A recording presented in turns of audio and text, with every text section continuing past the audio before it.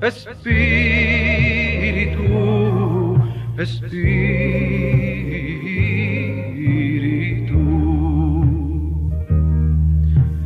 Deja tu agua viva entre mi alma correr. Deja tu Espíritu Santo que tome control de cada situación que cause confusión. Todas mis aflicciones yo entrego a ti. Cristo, Cristo, Cristo.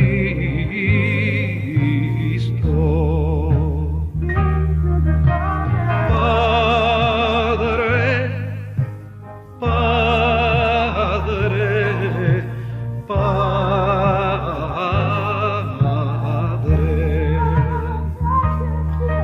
Espíritu, Espíritu, Espíritu.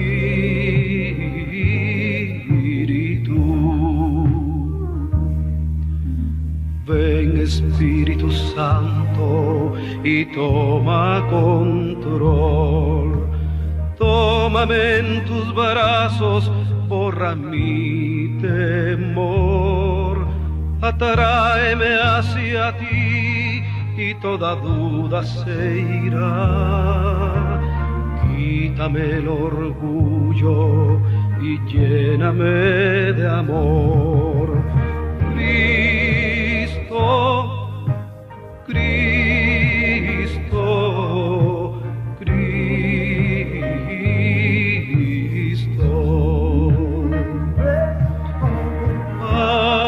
Padre, Padre, Padre.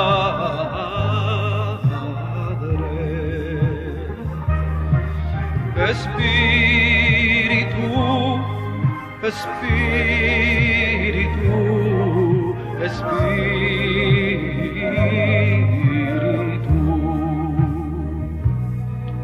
Te invito a que tu vida entregues a Jesús. Permite que tu alma sea llena de Él. Permite que sus brazos hoy extienda hacia ti. Él quiere que tú reines juntamente con Él. Cristo, Cristo, Cristo.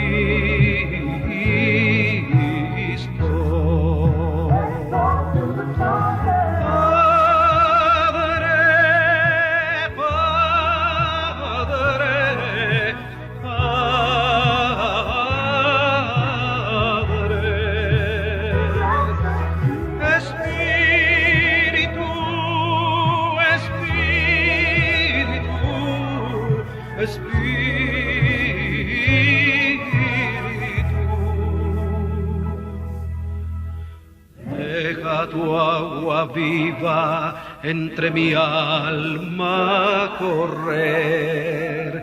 Deja tu Espíritu Santo que tome control de cada situación que cause confusión. Todas mis aflicciones yo entrego a ti. Todas mis aflicciones yo entrego a ti.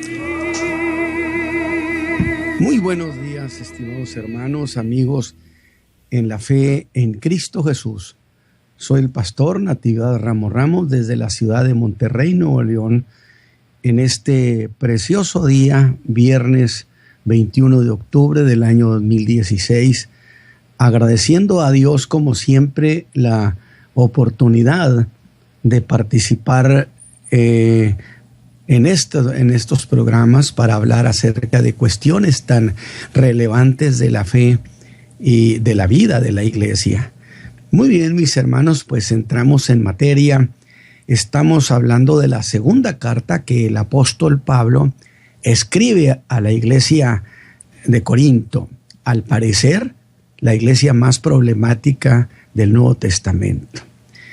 Y he estado diciendo que ahora el apóstol en este capítulo 10 en realidad empieza a hacer un finiquito con las partes involucradas en el conflicto Corinto. Pero yo quisiera desde luego hacer una precisión que le pido que usted ponga cuidado para que vea lo que estaba en juego en este conflicto contra el apóstol Pablo. En realidad estaba en juego la permanencia del evangelio que el apóstol Pablo predicaba y que ha permanecido por estos 2000 años. Si él hubiera salido vencido en Corinto, no solamente por los hermanos disidentes, conflictivos, activistas de la iglesia de Corinto, sino también por el trabajo de los judaizantes, de los falsos maestros, de los falsos apóstoles, entonces la historia de la iglesia sería diferente, porque no tendríamos este evangelio según el apóstol Pablo, que acuérdese que llegó a decir el evangelio de Dios, luego el evangelio de Jesucristo y terminaría diciendo mi evangelio. ¿Por qué razón? Porque a él el Señor Jesús le explicó el misterio de la piedad. A nadie más. Por consecuencia, nadie más capaz para enseñar qué cosa es el evangelio de Jesucristo que el apóstol Pablo. Bueno, a grado tal que si usted va al Nuevo Testamento, el Nuevo Testamento es de Pablo, a excepción de los evangelios y unos capítulos primeros del libro de los Hechos, que son en este caso el libro de los Hechos donde aparecen los demás apóstoles. Fuera de allí, a excepción desde luego de la carta de Judas, de la de Santiago y el Apocalipsis, todo el Nuevo Testamento le pertenece al apóstol Pablo, es decir, a sus escritos, a sus explicaciones. Pero esto que estoy diciendo no es por el capricho de decir algo. No. Estoy puntualizando una cuestión básica. Si el Espíritu Santo le dio tanto espacio a los escritos de Pablo, es evidentemente porque estaba ratificando de esa manera al autorizar, si es que usted cree que las escrituras son inspiradas divinamente. A menos que usted no crea eso, bueno, pues no estoy diciendo nada para usted. Pero si creemos en la inspiración divina, entonces tendremos que entender que el Espíritu Santo le otorgó semejante espacio al apóstol Pablo para que diera toda esta versión del misterio de la piedad. Entonces es una manera de hablar y de ratificar precisamente que a él le explicaron el misterio. Entonces, anular a Pablo implicaba anular la versión que el Señor Jesús le había dado al apóstol de qué implicaba el evangelio de la gracia. Muy bien, mis hermanos, pues entonces con esta breve aclaración, estamos en el capítulo 10 de esta segunda carta a los Corintios y ahí le he estado, haciendo un finiquito, pero el apóstol en el capítulo 10, voy a leer desde el versículo 8, donde el apóstol Pablo, empieza a poner orden, pero entonces de inmediato habla de la autoridad que el Señor Jesús le dio. Dijo, no para destrucción, sino para construcción. Pero si va a poner orden, es necesario que ponga enfrente lo que es la autoridad que él tiene. Por eso en el verso 8 habla de su autoridad. De tal manera que hace referencia de inmediato a las cartas que él ha escrito. Y cuando dice cartas, dice plural, que quiere decir hasta donde tenemos nosotros diríamos, pues nada más le está escrito la primera. No olvide que hay otra carta extraviada que fue antes de la primera y que me parece por demás significativo que esa carta se les haya perdido. Evidentemente hubo un intento de anular la intervención del apóstol Pablo en la iglesia de Corinto por parte de algún grupo fuerte de la iglesia, dominante, pero yo no pensaría que los demás, los falsos apóstoles, los falsos maestros, los judaizantes, estaban ajenos a este hecho. Yo no diría semejante cosa. Y entonces el apóstol les dice, bueno, porque no parezca como que os quiero espantar por cartas. Porque a la verdad, dicen, las cartas son graves y fuertes. Mas la presencia corporal flaca y la palabra menospreciable. O sea, hacen mofa de las cartas de Pablo. Pero entonces el apóstol señala prácticamente a un cabecilla, o sea, al autor intelectual que es dominante sobre un sector de la iglesia y le dice, esto piense el tal. Se dirige, menciona a una persona en particular, que cuales somos en la palabra por cartas, estando ausentes, tal vez seremos también en hechos estando presentes. Porque no osamos entrometernos o compararnos con algunos que se alaban a sí mismos. Empieza el ataque. Mas ellos midiéndose a sí mismos por sí mismos, nada más que es un ataque con jerarquía, con grandeza, por supuesto, no un ataque torpe. Y comparándose consigo mismos no son juiciosos. Nosotros, empero, no nos gloriamos fuera de nuestra medida. ¿Quiénes somos nosotros? Pablo dice, por supuesto que me refiero a mí y a mis colaboradores, como si llegásemos hasta vosotros, porque también hasta vosotros hemos llegado con el evangelio de Cristo, no gloriándonos fuera de nuestra medida en trabajos ajenos. ¡Ay! Porque los judaizantes siempre van sobre iglesias que están fundadas, no son evangelizadores. Ellos van sobre lo que ya está hecho, para ver con qué se quedan. En trabajos ajenos, mas teniendo esperanza del crecimiento de vuestra fe, que seremos muy engrandecidos entre vosotros conforme a nuestra regla, y que anunciaremos el evangelio en los lugares más allá de vosotros, sin entrar en la medida de otro, para gloriarnos en lo que ya estaba aparejado. O sea, no gloriarnos en lo que ya estaba hecho, llegar a donde ya se levantó una iglesia y decir, este es trabajo mío. Mas el que se gloríese en el Señor. Porque el que no se alaba a sí mismo, el tal es aprobado. ¿Qué? Porque no el que se alaba a sí mismo, el tal es aprobado, mas aquel a quien Dios alaba. Muy bien, entonces entramos en materia.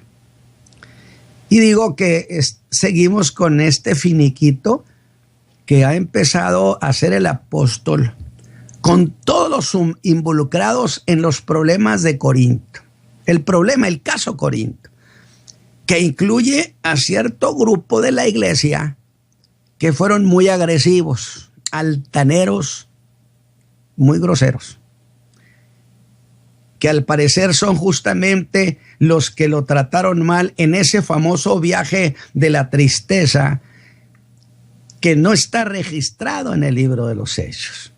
¿Para qué registrar un viaje como esos donde realmente fue objeto de insultos, de menosprecio? Pero hubo otro grupo de la iglesia, estos dijeron, nosotros nos mantenemos al margen, ni a favor de Pablo ni en contra de Pablo. Ay, hermanitos tan lindos, ¿verdad? Pero luego están externamente los judaizantes, los falsos apóstoles, los falsos maestros. Estos abrigaban el propósito deliberado, escúcheme bien porque esto es muy importante, de desacreditar la persona del apóstol. Segundo, negar su apostolado. Sin embargo, más allá de eso, aquí hay algo de trasfondo que va más allá de eso. Escuche bien. Desacreditar la validez de su evangelio. Si desacredito a Pablo, pues desacredito su evangelio, que era la versión que el Señor Jesús le había dado. Pues Pablo diría que a él le revelaron el misterio de la piedad, que en su carta a los Efesios lo menciona como el misterio escondido en Dios, que a él se lo habían revelado. Por lo tanto, era un evangelio de precisión. Escúchame bien lo que estoy diciendo. El evangelio que Pablo recibió directamente del Señor Jesús necesariamente era un evangelio de precisión. Un evangelio que no le faltaba nada. Entonces yo le voy a decir a usted, imagínese, el Señor Jesús le entrega a Pablo la versión plena de lo que era su evangelio, el misterio de la piedad. Pero ahora, al estar bajo ataque el apóstol Pablo para desacreditarlo, pues vea usted lo que estaba en juego, desacreditar este evangelio. Aunque es cierto que a primera instancia buscaban desacreditarlo ante la iglesia que él había fundado, la iglesia de Corinto. Pero déjeme también hacer otra aclaración. Mire, si estos detalles del conflicto Corinto con Pablo lo vemos de manera superficial, habremos de pasar lo más importante por alto, que desacreditar a Pablo y su evangelio era cerrar para los siglos y milenios la información que el Señor Jesús le había dado. Era cerrarle el paso a la información fidedigna. Información que tenía el apóstol Pablo por boca del Señor Jesús, que él traducía al mundo gentil. Entonces tengo que llamarle, vaya, información de primera mano que le habían dado a él. Información de calidad. Por eso dirá el apóstol, a mí me encargaron explicar el misterio de la piedad, a nadie más. Entonces, si lo vemos esto de esta manera y nos damos cuenta de lo que estaba en juego, pues hermanos, lo que sucediera con el apóstol allí en Corinto trascendería los siglos. Digo, porque ¿qué hubiera pasado si el apóstol Pablo hubiera quedado como un falso apóstol o como un enseñador deficiente del evangelio, como aseguraban los judaizantes? ¿Qué pasaría? Pues que usted y yo no tendríamos la versión oficial del desglose del evangelio, porque el Señor Jesús se la entregó. Entonces, cuidado, no era tan simplista lo que los judaizantes estaban haciendo. ¿Para qué le regala tanta simpatía? Vea lo que significaba. Los judaizantes seguían los pasos del apóstol y lo siguen hasta el día de hoy. Y siguen usando sus mismas y desgastadas estrategias, desacreditando a Pablo o intentando. Y hubieran llevado la iglesia a la judaización. Y asunto terminado, se acabó. Esto fue lo que el apóstol rechazó con tanta vehemencia. No aceptó. Y diré esto, mis hermanos, esta mañana que me escuchan, que casi de manera generalizada, y por lo que nos cuenta el libro de los Hechos, en el capítulo 14, versículos finales, se entiende que estos llamados judaizantes eran creyentes. Sí, porque siempre se dice, bueno, es que los judaizantes eran creyentes en Cristo, pero que querían seguir conservando. Bueno, así de manera tan sencilla, así era. Pero vamos a ir un poquito más a fondo. Hicieron una gran revuelta contra Pablo y Bernabé en la iglesia de Antioquía. diciendo esto, a ver qué le parece. Es como llegar con la iglesia, los gentiles que eran salvos, y le dicen, señores, ustedes no pueden ser salvos, no son salvos. ¿Pero por qué? Porque no se han circuncidado y porque no guardan la ley de Moisés. Oye, espérenme, el desacuerdo fue tan grande que ellos representaban un antievangelio. Por lo que yo prefiero aferrarme a la duda de que eran hijos, que eran creyentes en Cristo. A lo mejor usted dirá, se lo pruebo 1000 veces, de acuerdo. Pero déjeme decirle esto. ¿Vería usted como un fiel creyente a Cristo aquel que niega que solamente con la fe en el Señor Jesús se puede ser salvo? ¿Diría usted que ese es un hombre solidarizado con Cristo? Incluso a quienes Pablo en su carta a los Gálatas acusa de hacer caer de la gracia al pueblo de Dios. Los judaizantes con Pablo y Bernabé no se llevaban. Por eso yo quiero conservar la duda, eso de que son creyentes en Cristo. Por eso eres creyente en Cristo. Sin embargo, niegas la eficacia del perdón de Cristo tan solo por creer en Cristo, sino que tienes que agregarle un valor de la ley, de la circuncisión, para poder ser salvo.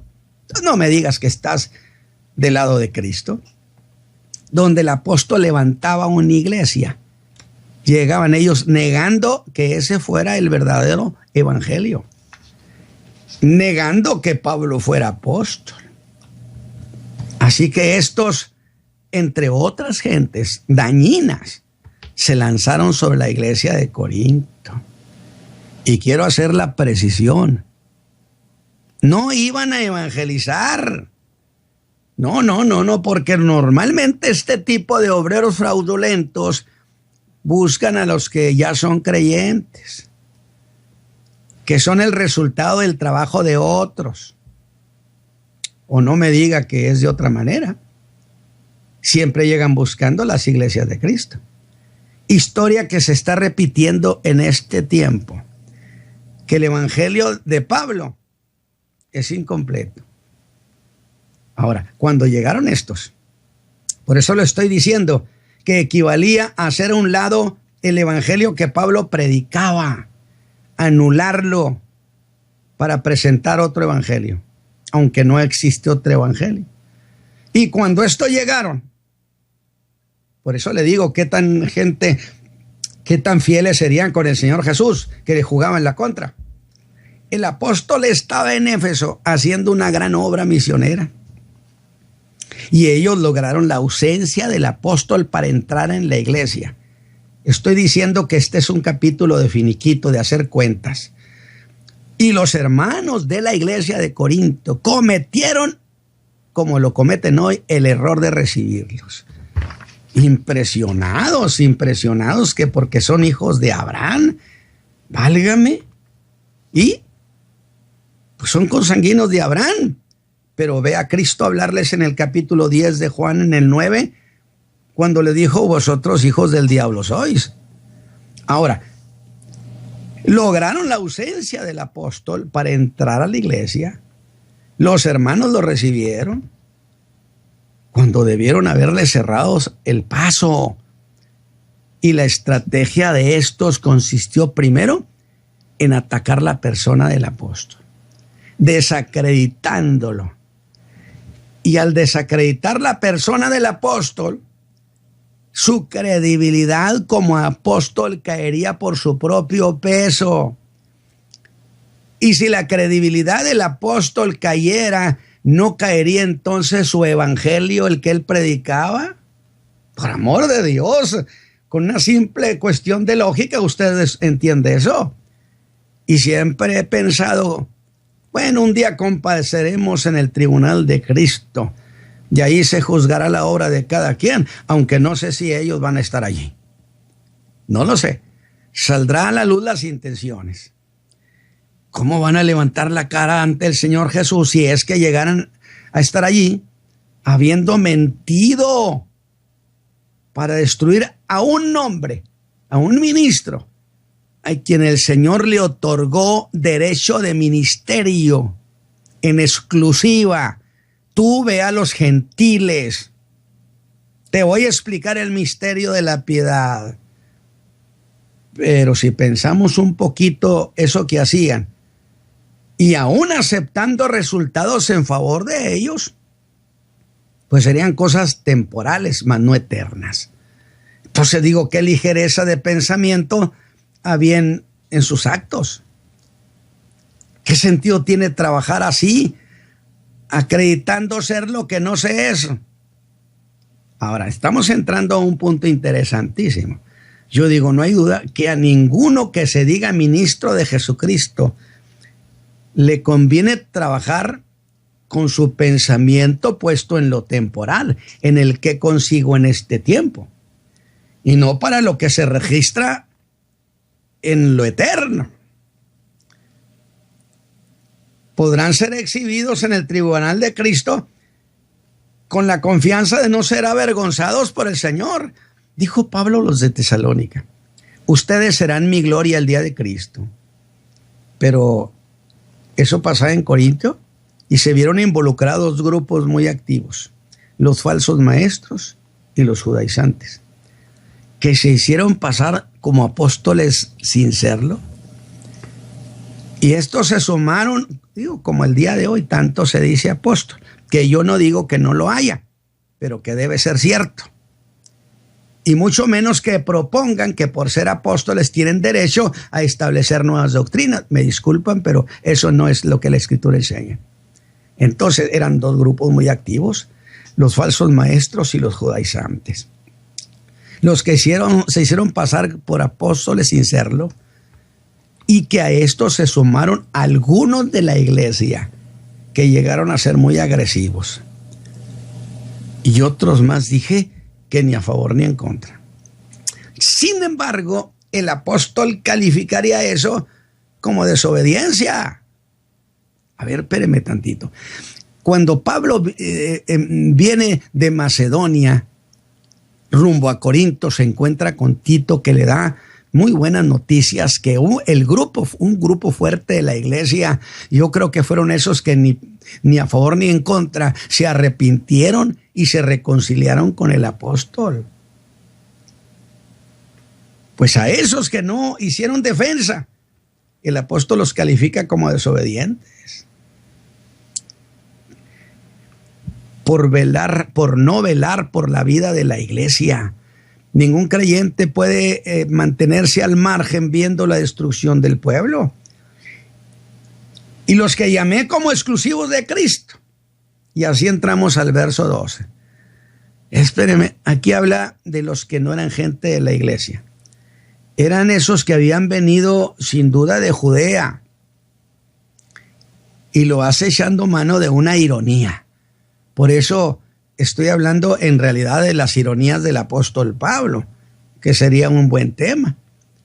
Y les dice, porque no osamos entrometernos o compararnos con algunos que se alaban a sí mismos. Ándele. Voy para allá con estos falsos predicadores. Mas ellos, midiéndose a sí mismos por sí mismos y comparándose consigo mismos, no son juiciosos. ¿Ve usted lo que Pablo ha hecho? Está diciéndole a la iglesia de Corinto, vean a esos judaizantes, falsos apóstoles, falsos maestros, ¿sí? No son juiciosos, porque se alaban a sí mismos, se miden a sí mismos y se comparan consigo mismos. Y como es plural, ese mismos, doy por hecho que son varios, un grupo, o sea, selecto, varios que pertenecen a un círculo, que vamos a llamarlo el círculo de yo te alabo y tú me alabas. Yo hablo maravillas de ti, hermanito, y tú hablas maravillas de mí. Oye, ¿qué tal es acá el predicador? No, es tremendo. ¿Y qué tal es este? No, es tremendo. Me alabo y te alabas. Todo quedaba entre ellos.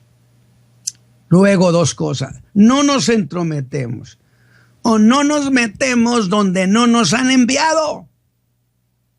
Yo espero que usted esté viendo el finiquito con estos gentes que fueron a Corinto a trastornar la iglesia. Y no caemos en la deficiencia moral, dice el apóstol Pablo, de entrar al juego de las comparaciones. Toda comparación es odiosa por sí misma. Y yo digo, aplaudo al apóstol por esta postura, por ser muy juiciosa. Ni me entrometo, dijo. ¿Qué significaría? En realidad significa poner unas cosas entre otras. Poner lo que no es de allí entre cosas que sí son de allí. Vinieron a poner la judaización, piezas que no eran de allí. Y esta es una lección genial. Otros enseñaron antidoctrina. Ahora, no me preocupo de las comparaciones. Escúcheme bien, hermano, porque compararse entre creyentes es una infamia. Es entrar a una competencia del quién es más o del quién es menos. Créanme, jamás me he comparado con nada ni con nadie. Yo no entro a las comparaciones con los ministerios ni a las competencias porque envilecen el alma. Pues justo esas comparaciones de allá son más, de allá representan menos, o sea, los de allá son más, representan más, los de acá de este lado, esta otra iglesia, representan menos y son menos. Implica calificar las iglesias en términos de iglesias significativas y de iglesias no significativas, que es maldad. Y mire, que no me diga que este fenómeno eclesiástico no existe el día de hoy. Uy, nosotros estamos en tal parte. Ustedes están en una iglesia. No. Y mire, qué interesante, así son las versiones contemporáneas. Y esas versiones son dañinas porque mueven a los creyentes hacia lo que serían polos de atracción, porque se han hecho sentir como grupos atractivos para las iglesias. Y los de la iglesia recalan allá ilusionados. Yo le digo, usted realice su vida personal en la fe. Ministro, haga el trabajo que Dios le encargó hacer a usted. Y jamás entre en la ruindad de las comparaciones. Ese fue el caso Corinto, que también ilustra este tiempo. Fíjese, así que dijeron, Pablo, no hombre, Pablo no tiene la presencia que nosotros tenemos. Y los corintios dijeron, Pablo no tiene elocuencia como los grandes oradores, ni siquiera como Apolos. Y olvidaron que esos que ahora los incomodaban no habían hecho nada por su conversión. ¿Qué les costó? Como les pregunto a los judaizantes, ¿qué les han costado las iglesias de Cristo? Y al entrar los corintios en el juego de las comparaciones, perdieron el sentido de la realidad, partiendo de suposiciones que les presentaron esos falsos apóstoles, de lo que Pablo ni era, de lo que Pablo no representaba, de lo que ellos sí eran y de lo que ellos sí representaban. Qué interesante. Yo espero que usted vaya procesando esta cuestión tan grave que estaba sucediendo. Ahora, ¿qué puedo decir de estos? Bueno, que se fabricaron una imagen de grandes hombres de Dios. En el yo te alabo y tú me alabas. Yo te recomiendo y tú me recomiendas. Ellos promovieron esa versión. Y el apóstol Pablo, hablando por él y sus colaboradores, dice, no osamos entrometernos o compararnos. No nos atrevemos a entrar donde no nos ha enviado el Señor. ¿Cuándo los mandó aquí a Corinto, hombre? No nos atrevemos a comparar eso del quién es más o del quién es menos. No me atrevo a alabarme. No se atreva a autorrecomendarse. con esas palabras, empieza el apóstol a fustigar con dureza esos supuestos ministros de Cristo, cuya única fuerza se apoyaba en ensalzarse a sí mismo. Era el clan que he dicho de yo te alabo y tú me alabas. ¿Verdad que sí hay clanes así? ¿O ha oído algo así? No hay duda. Se hicieron una buena publicidad. Anunciaron lo que decían ser.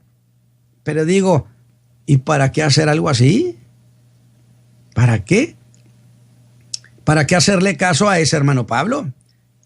Él diría, si lo que ellos dicen, mira hermano, diría Pablo, mire, si lo que ellos dicen sobre ellos mismos no dañara a la iglesia, pues para mí no serían más que meras palabras de fanfarrones. Pero cuando hay de por medio daño a la iglesia, me disculpan señores, pero yo entro en defensa. Si dijeran cosas de mí nada más, sin afectar a la iglesia, pues bueno, serían meras palabras. Pero está de por medio la iglesia y eso sí no. Piensen esto, mis hermanos. Eso de medirse a sí mismos, en realidad era un rechazo a medirse con normas dignas de comparación. Y no te midas a sí mismo y a ti mismo. No. Hay parámetros oficiales. Ve y compárate allá. Pues se medían con otros de su mismo círculo de autoalabanza. Mire lo que dice Pablo, midiéndose entre sí mismos. Pablo muestra que se trataba de un círculo de semejantes, que en vez de medirse, como lo harían los que aspiraban a una posición política, de medirse con otros, con gente ajena a ellos, esa era la norma pública. No, estos tramposos se medían entre ellos mismos. Y claro, las opiniones que se daban a ellos mismos eran de lo mejor. Se ha dicho que la opinión de sí mismo no tiene límites. Pero ¿de qué se gloriaban estos? De la cantidad de gente que lo seguía. Y a eso el apóstol hace un señalamiento muy duro en el versículo 15, que él y sus colaboradores no se gloriaban en trabajos ajenos. Válgame Dios. Digo, no me diga que está siendo suavecito con ellos el apóstol. No, está siendo ejecutivo, está diciendo cosas muy duras, pero con gran jerarquía. La jerarquía de un ejecutivo de Cristo.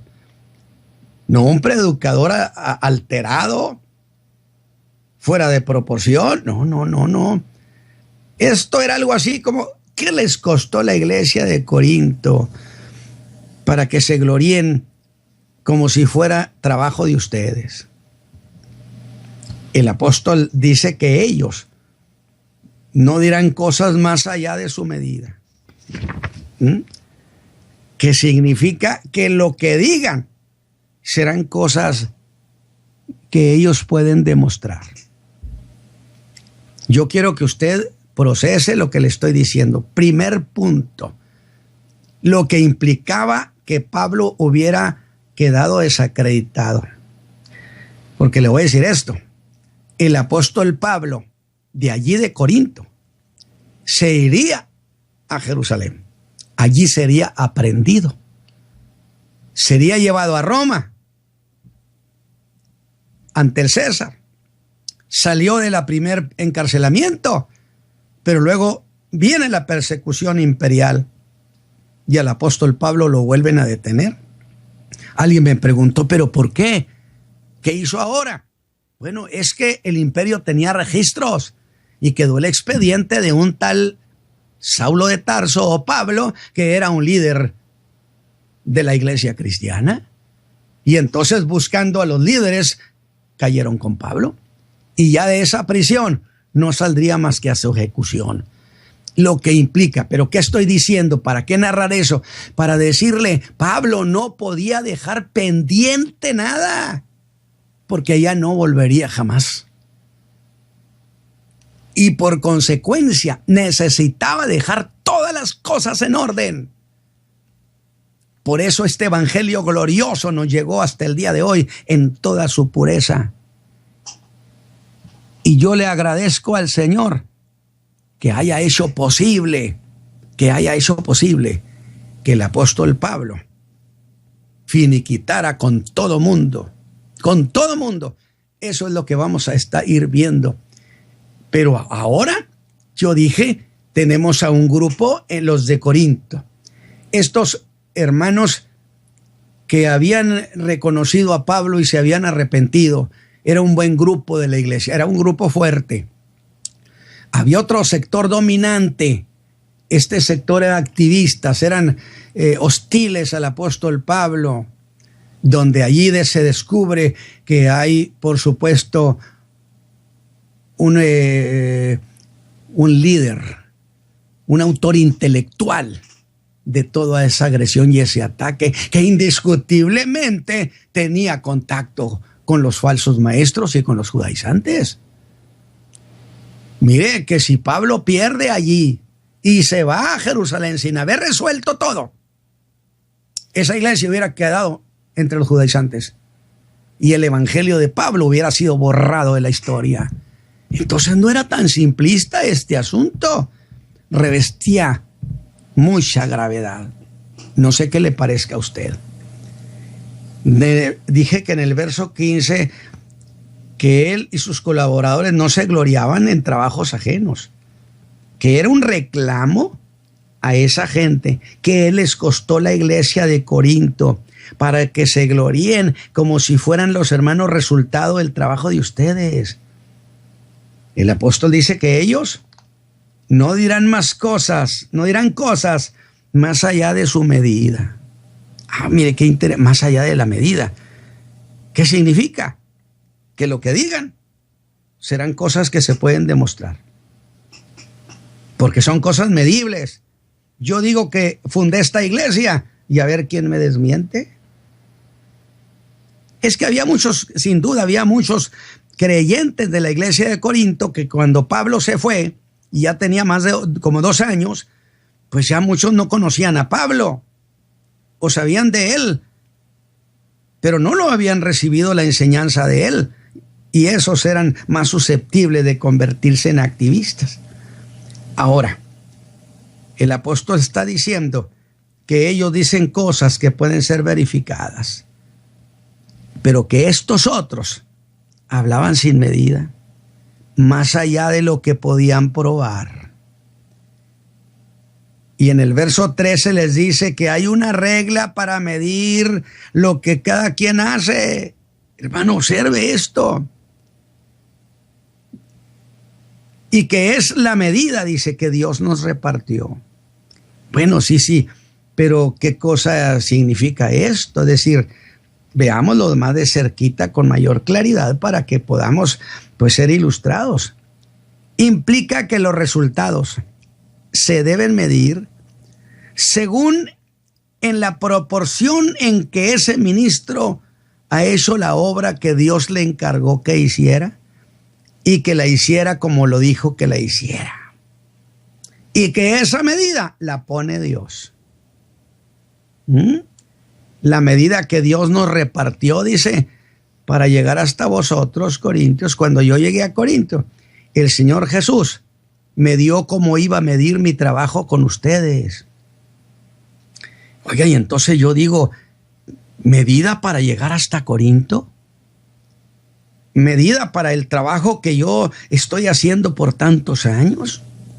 Sí, es que el que mide es el Señor.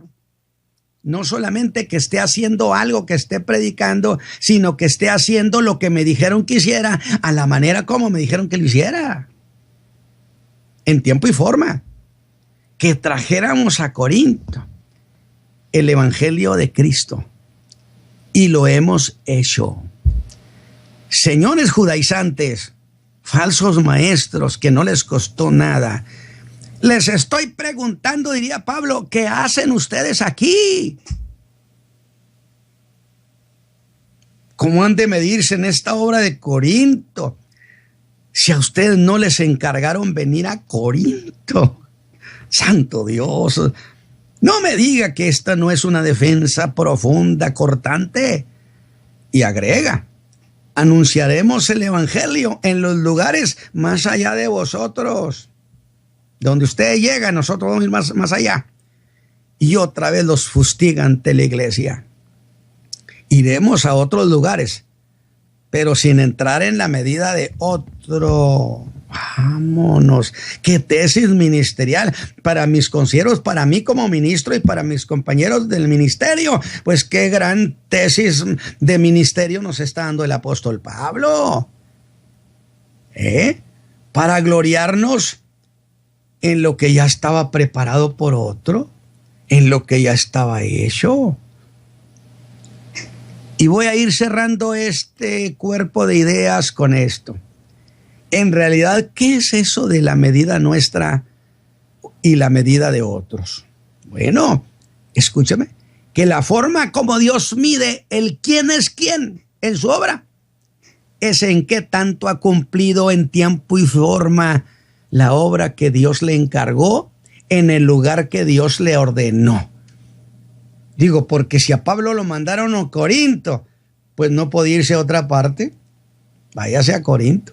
Si le dijeron, aquí tengo pueblo, aquí predica, aquí enseña, no podía darse el lujo de irse para otra parte, porque el Señor Jesús es el dueño de la viña y es el que dice dónde debe estar usted pastoreando o dónde debe estar trabajando, y jamás metiéndose en obras de otros. Y Corinto, dijo Pablo, el Señor me la asignó a mí como mi área apostólica. Y nadie, Corintios, debió recibir a nadie sin mi autorización. Oiga, yo digo, este es el Pablo que queríamos ver. La idea es encantadora. Y tiene una figura tomada de los Juegos Ísmicos, donde a cada competidor se le señalaba un carril. No te salgas de este carril porque este carril es únicamente el tuyo. No te salgas de allí a otros carriles y que otros no se metan en tu carril, porque no es un carril compartido. Qué preciosidad de ideas, en un vivo contraste con estos falsos apóstoles, a quien Dios no les ha asignado ningún carril. Diría Pablo, y menos te asignaron a ustedes judaizantes, a ustedes falsos maestros y apóstoles. A ustedes no les encargaron jamás el carril que viene a Corinto. Así que ustedes, señores, que vienen de Judea, ¿qué hacen en mi ruta? ¿Qué hacen en mi carril? ¿Qué hacen en Corinto? Tengan la bondad de... ¿Cómo pueden medir un trabajo que a ustedes no les ha sido encargado? Allí nos vamos a quedar, mi hermano Isaí, esta mañana, y a mis hermanos que me han escuchado. Hemos empezado con el Pablo que queríamos ver, mas no el Pablo grosero y hostil. No, porque no era el Pablo ruin de palabras altaneras, como oigo tanto predicador altanero. Me disculpa, pero el hacer defensa de la fe se puede hacer con dureza, pero con altura, porque el Espíritu de Dios inventó el buen lenguaje. Que Dios me los bendiga, y ahí nos quedamos este día hasta el próximo lunes. Que el Señor les guarde, hermanos. Tendencias de nuestro tiempo. Programa que es traído a usted en este mismo horario todos los lunes, miércoles y viernes por el pastor Natividad Ramos. Puede escribirnos a radioadoración@hotmail.com o envíenos un texto al 704-634-6706. Escuche Tendencias de nuestro